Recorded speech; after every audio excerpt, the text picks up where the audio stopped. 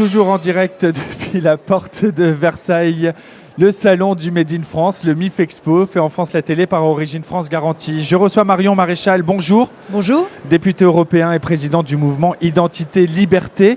Vous avez fait une déambulation, vous êtes allé à la rencontre des exposants de ce salon. Quel est votre ressenti après ces premières rencontres ? Alors comme chaque année en réalité, je prends toujours énormément de plaisir à venir dans ce salon parce qu'il est une bouffée d'air frais. Vous savez, dans une ambiance un peu morose, où on voit un contexte compliqué pour les entreprises avec plus de 63 000 défaillances cette année, donc un record depuis 2016. On voit là des gens d'un dynamisme et d'une énergie extraordinaire et surtout d'une inventivité enthousiasmante. Donc voilà, maintenant des sujets d'inquiétude quand même de la part de ces entreprises, principalement celle du coût du travail et de l'énergie, mais on aura l'occasion d'y revenir, j'imagine. On pourra y revenir.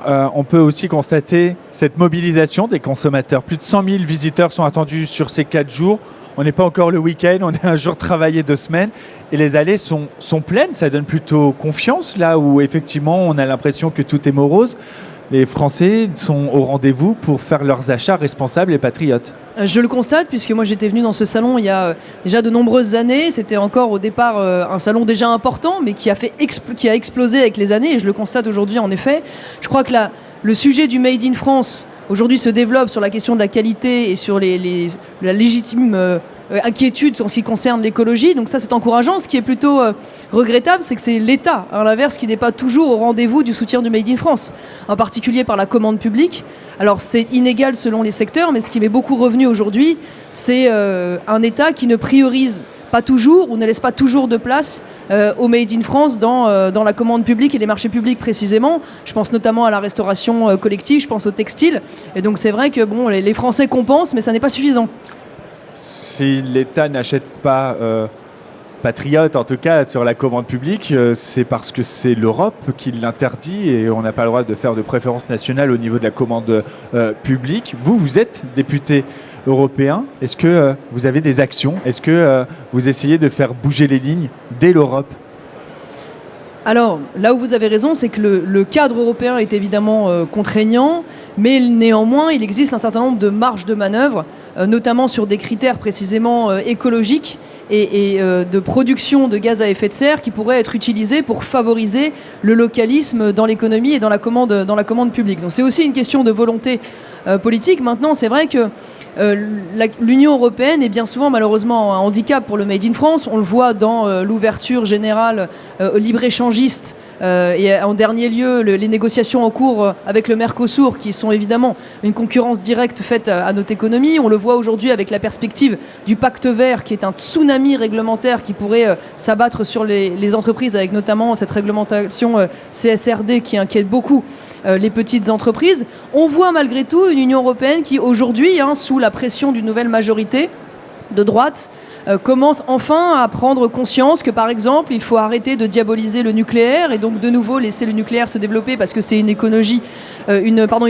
écologique et à bas coût. On voit une petite prise de conscience encore timide sur la nécessité d'un protectionnisme défensif face par exemple à la Chine. On l'a vu sur l'augmentation des taxes encore insuffisante mais sur les automobiles électriques. Maintenant il y a des points de vigilance évidemment puisque encore un dernier exemple en date, vous savez qu'il y a aujourd'hui en Europe une alliance industrielle pour les mini-réacteurs nucléaires.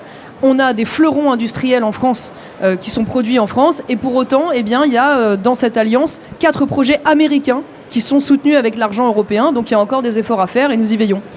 Justement, si l'Europe est un frein, là où au lendemain de l'élection de Trump, Donald Trump aux États-Unis, on va avoir forcément un bloc nord-américain qui peut se montrer puissant. Est-ce que là, l'Europe ne doit pas plutôt se montrer solidaire pour travailler ensemble ? Est-ce que ça ne pourrait pas être un atout ?